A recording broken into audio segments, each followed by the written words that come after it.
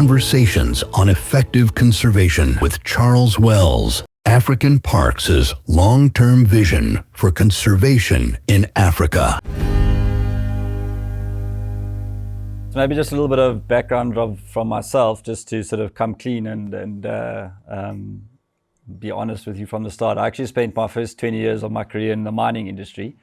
And then I saw the light and came across to conservation.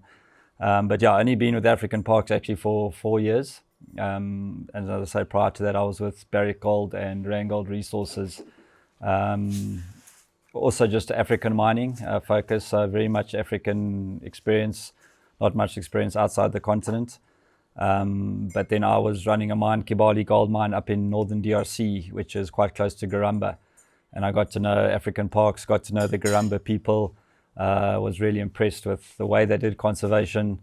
As we were saying, just, very pragmatic, results orientated, get things done on the ground.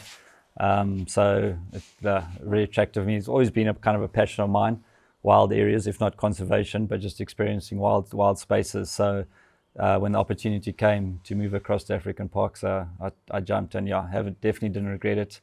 And it's been a great experience being part of the organization. I mean, a question that comes after listening to you is, why did they hire you? What do you think they were looking in you? I mean, coming from another world, almost kind of the enemy lines, they saw something in you that they thought that it would be useful for them. What do you think they were looking for? Well, I think just the operational experience. I mean, they were looking for a CEO, Chief Operations Officer. And I think having experience running mines in Africa, actually, just before I joined, I moved from Kibali to a regional ops position. So I was looking after DRC, Tanzania, and Zambia, and the mines in those countries. So I think the practical operational experience is very applicable across the industry, even if the goals are very different. I think dealing with African governments, African logistics, all of that was something that I had experience with. And I think it's also credit to African Parks that it picks people from very diverse backgrounds. So it's not just typical people coming through the conservation, world and steps and qualifications. We have quite a diverse people, which I think is also good. It gives that sort of practical approach. So I think that's what they're looking for. Yeah. And the reason why you chose them, as you said, is because you have an affiliation with nature and wildlife. And yeah. So although I hadn't worked in it, and I wasn't necessarily into the nuts and bolts of conservation, it was always something that I had a sort of thought was important and had a passion for. Yeah. Great. And now, actually, I think being part of it, realizing more and more its importance, which I'll touch on a little bit in the presentation, the importance of nature and conservation, which before it was more just from an enjoyment point of view, just kind of that's my sort of church, if you like, is wild spaces, But now you actually see the critical part of it in for humanity, which is not why I joined, to be honest. I joined more just from the personal love of wild spaces, but now you see the importance of it in the bigger picture. Great. Okay. Good. So I've got quite a few slides, but there's a lot of pictures, just because it's some fantastic places we work in, and I'm sure you'd all like to see what they look like.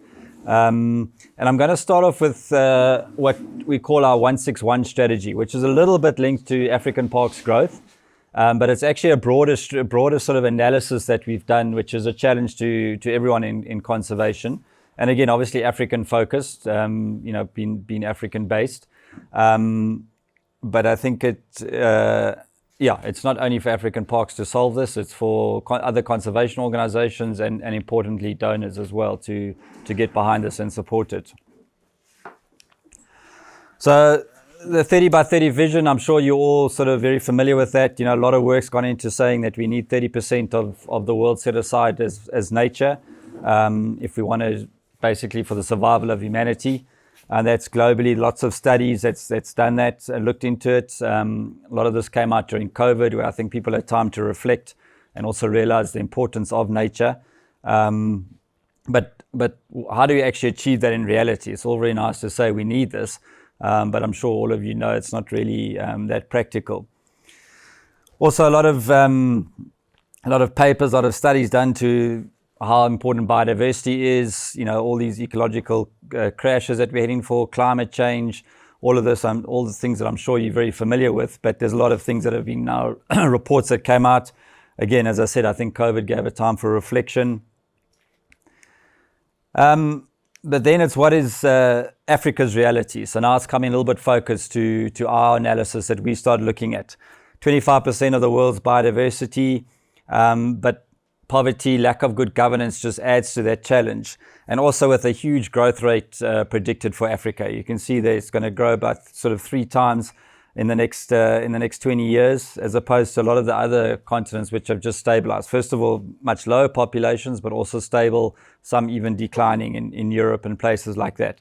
Asia, obviously, also massive population, but actually not as big growth forecast as for Africa.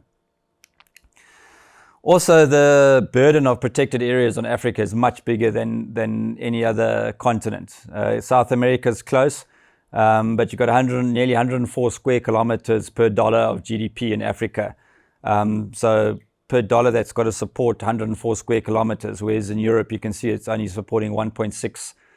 So 65 times the size of Europe. Now, that's partly because of much larger protected areas in Africa than in Europe, but also the GDP much lower. So on both ends, we've got the responsibility here that we have those protected areas, but also, unfortunately, a lot less wealth to support them. This as well, you've probably seen similar things. This is just kind of a picture of the Sahel, West Africa in 1990. And you can see the sort of tropical belt there extending quite far up into all those coastal countries, Benin, Nigeria, Togo, Ghana, Cote d'Ivoire, all very nice and sort of forested in 1990. And only 30 years later, you can see how that Sahel is pushed south and how it's drying out. Again, driven a lot by climate change, but actually also by overgrazing and land degradation. So it's not all to blame on climate change. It's easy people to just say, well, it's climate change, it's global, but there's a lot of local pressures as well that are also causing that extending of the Sahara. So Africa's also got a lot of paper parks. So this is just West Africa, and you can see all these green areas on here are all officially parks, protected areas, national parks, forestry reserves, etc. And there's 63. You can count them if you want, but 63 in here. When you overlay it with the human footprint, which is all these little red dots, you can see some of them are completely taken over. And actually there's only 4, 1, 2, 3, 4, basically, that are still intact. The red implies human footprint?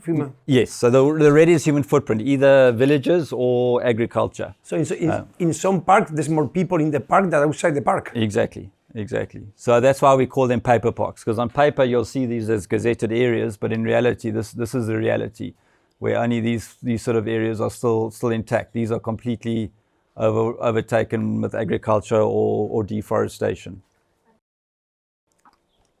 So this is also just what it looks like on the ground. This is W in Benin, with a W park on this side, and obviously this is what it looks like if it's not managed, just completely degraded land that hasn't been managed. Another example, and these are both parks that we manage. Luanda is in Malawi, and as I said, Park W is in Benin. Again, you can see hard boundary, beautiful forested area, hard boundary, and then where you've got agriculture up to that fence, it's completely lost. And even in a big system like Kafue, so there's Kafue, the actual national park, the green, and then around it you've got what we call game management areas, GMAs. And these are all GMAs, which are different level of protection. So they're not full national park.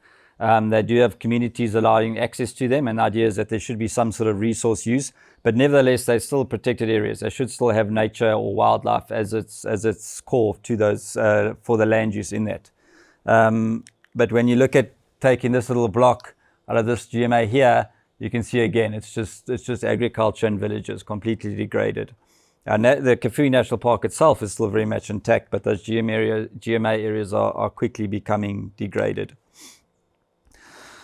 So there's a huge role for protected areas or well-managed protected areas. These are already areas that are set aside. So in one way, there's less of a challenge because at least on paper, they are gazetted. They've got legislation behind them. It's not like trying to get a new area proclaimed, which is far more difficult in Africa, and I'm sure in some of your jurisdictions as well. This is already a protected area, so if it can be managed, it is actually probably the most cost-efficient way to do it, and time effective. So that's the WAP complex. The WAP complex is between northern Benin, southern Burkina Faso, and sort of northwestern Niger. And it's the river forms a W, which is the one park W. Then you've got Park Ali and Pinjari, which are the three parks that make up that WAP complex. And that's what it looked like in 1985.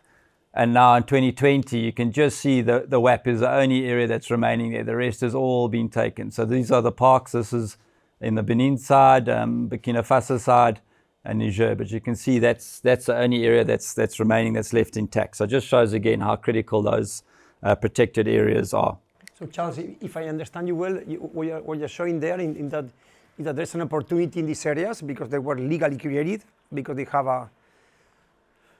they were assigned to that kind of use, but there is the challenge of management. Is that what you want to say? Yeah. Okay. Yeah. Well, so, but at least is the kind of area where you have an opportunity there. Exactly. But then you have to manage them properly. Yeah.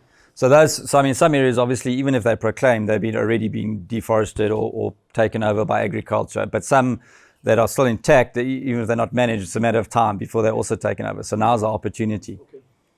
So we then looked at those, and if you look at those, that West Africa of those image I gave and take it across Africa, there's actually something like 8,500 protected areas, which is 15% of Africa, basically, is formally gazetted.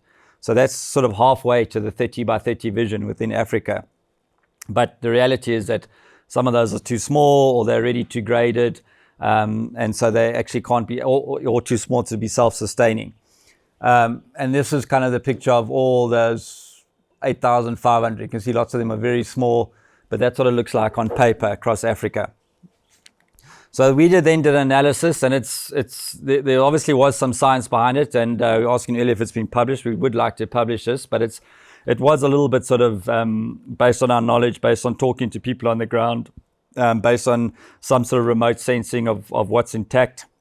But basically came up with 161 identified anchor protected areas. So, and the key that is that's only 2% of the 8,500.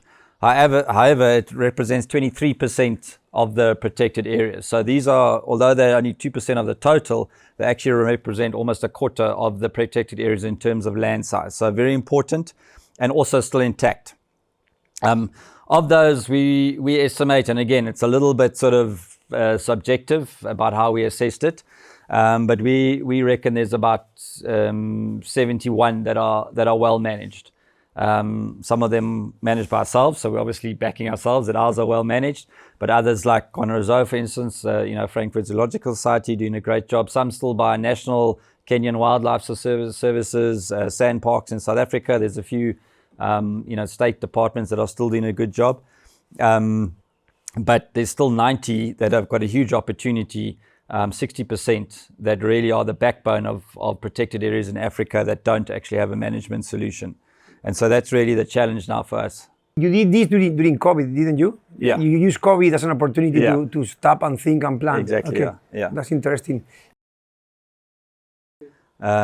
Because what the thinking is, then you've got your anchor protected areas, and then you can start moving out into broader areas, and that's the only way to achieve the 30%. So although this might only be sort of 5%, it does provide a foundation that you can then expand on and work on.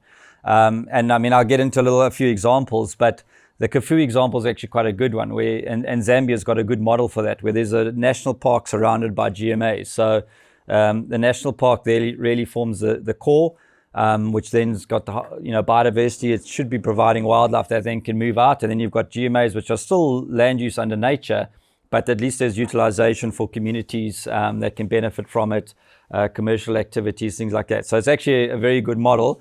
And then you can start expanding into sort of sustainable agriculture on the next level and get further and further out. So nature doesn't have to be full national park, 100% protection, but it just means that the preferred land use is under nature.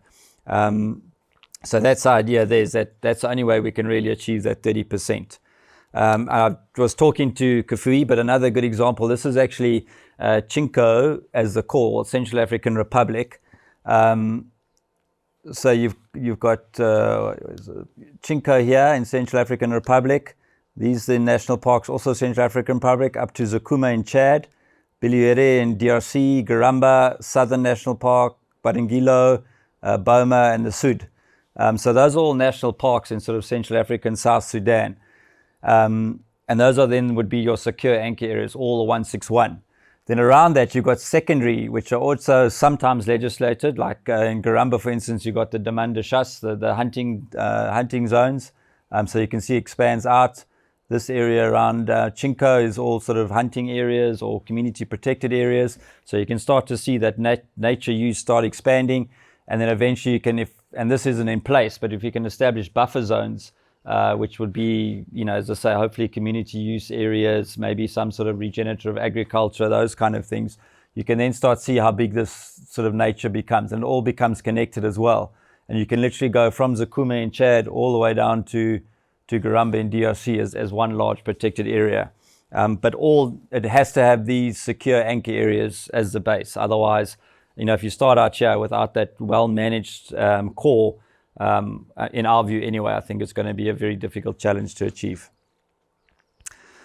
So that's the sort of thinking behind the 161. And as I say, challenge to everyone. It's not only for African parks, although we are going to base a lot of our growth strategy on that. But it's no means by means that we want to do all of 161. There's obviously lots of opportunity for other people to step into that space.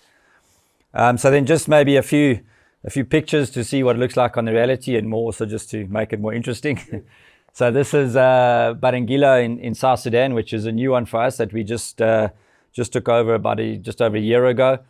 Massive landscape, huge numbers of game, some beautiful topography in Boma.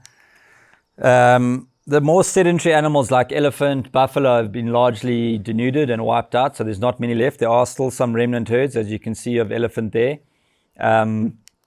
But just a huge wide open landscape. And the interesting thing is the migratory animals, which is white-eared kob mainly, and tiang, or tsesabi as we call it in Southern Africa, and Mongala gazelle are still there in vast numbers. You can see these tiang migrations here are still huge numbers of animals there. And again, this is part of the one that maybe you shouldn't publish yet. You said I can speak freely, but so we did a survey here of the white-eared kob and the tiang, and we estimate there's somewhere between 3.5 to 4 million animal, which is like 2 to 3 times the size of the Serengeti migration.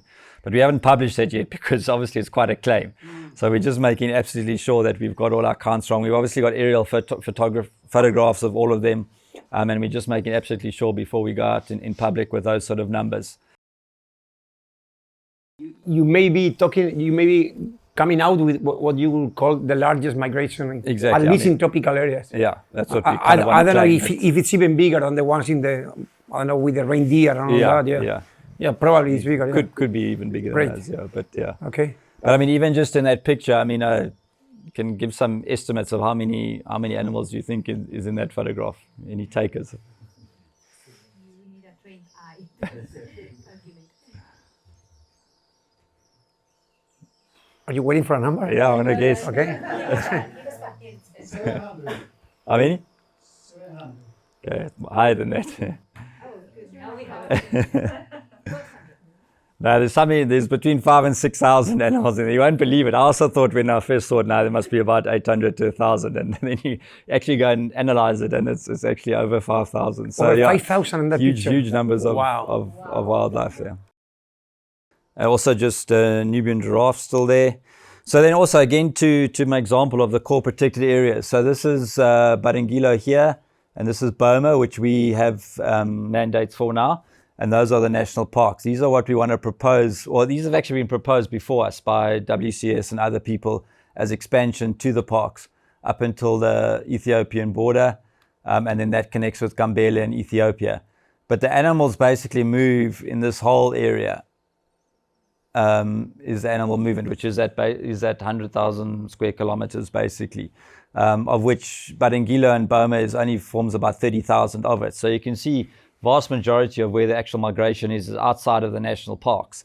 So the one solution is to try and expand national parks, but there are communities here, and it's actually, now that we've collared the animals and we're tracking them, you can see where the people are. The animals are either moving around this way or around that way. So you can see they're avoiding the settlements. But for us to now, we can't proclaim all of that national park because, I mean, the reality is people need to live, they need to survive on the land. But they have got now in the new legislation a framework for community conservancies. So for us now, the big challenge is how do we work with those communities that they can still protect those areas, but that they can still harvest and have some sort of sustainable use of the wildlife as it moves through. But then again, if we get that right, you've got your core protected areas, and then you've got this vast area around it, and you doubling or tripling the area under nature, but still allowing use for communities who first of all have done for centuries. So I mean, they have got some kind of established right to that use, and they also need to survive, but if it can just be made sustainable. And what we don't want is, for instance, there's now a road going up here which has been tarred from Juba, and so now there's opportunity for them to hunt commercially, to load trucks and to bring it into Juba, whereas before they were just doing it for their own use. So, you know, things like that is what we now have to try and manage. Is it possible that your approach, I mean, compared to other more like classic approaches of just creating the corridors and doing the planning, is like you create these kind of beachheads of success in which you show results and you hope that you will create a kind of a contagion on the landscape and the people will sum up? So instead of going to creating more regulations in the whole landscape, is okay, we're going to make this work.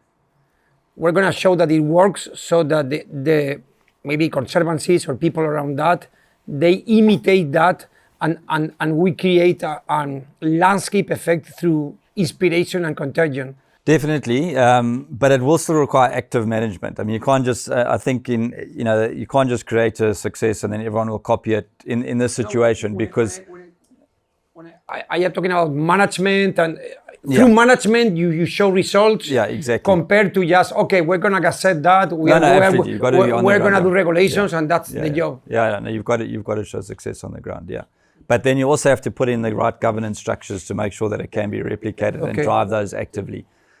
Which is also part of the challenge. But without a success to show people this is what you'll get, then it's highly unlikely they're going to adopt it. Okay, so that's what I wanted to. It's like you use success as inspiration to say, hey, this can be expanded. Yeah. Instead of just saying, okay, this should be expanded without showing a real result and a real success. Exactly. Yeah. Would that be? Yeah. Okay. That's correct. And obviously, there's a challenge. I mean, this is the South Sudanese Wildlife Authority. That's their head office, and you can see the kind of resources they have, and that's what you. And to be fair, they're very willing and very supportive of us. So it's not that I'm trying to be derogatory of the Wildlife Authority. They're actually very supportive. But obviously, it's first of all a new country. It's only been around for whatever it is now, 7-8 years, and those are kind of resources they have very poor. So. You know, they themselves don't really have the resources to do it, which is obviously why people like us can step into that space or need to step into it. But yeah, just to give a little bit of an idea of what we're dealing with there. Can I carry on? Yeah. Also, just again, Luengi Luana and Mavinga, again, just to illustrate the point, and I'm sure most of you, if not all of you, are very familiar with Kaza. But also a beautiful area, still big herds of buffalo, big herds of elephant. But you can see how key it is to Kaza. I mean, there's the whole Kaza outline for those of you who aren't familiar with it. The Kavanga Zambezi Transfrontier, Kafui, which we showed earlier, that we manage. Wangi key there, obviously the whole Chobe and Maremi, Okavango. But then look at the size of these parks, which are supposedly part of Kaza. And really, for all the elephant pressure in this area, you need to open that up so that they can move into that Luengi Luiana. So again, just showing the core protected areas. If we can get all of these well managed, then Kaza really becomes a reality. But while this is still heavily poached, heavily agriculture, it's still full of mines from the war. Then that whole big chunk of Kaza is on paper, but in reality doesn't exist. So. It's another whole story which we can get into maybe over beer, the challenges of trying to get a mandate in Angola, but we are working on it. That's just a focus showing also here. There's Lua, Sioma and Gwezi, and you can also just see the human pressure that's building around there. but still relatively pristine here. A little bit along the river and up in the north, but otherwise largely untouched. So again, opportunity to get in while we still can. Notice the quality of the maps too, and the design of the map. How important it is to present things in a professional way. Good design, good colors. Helps explain it, yeah. And some nice pictures to show what it looks like.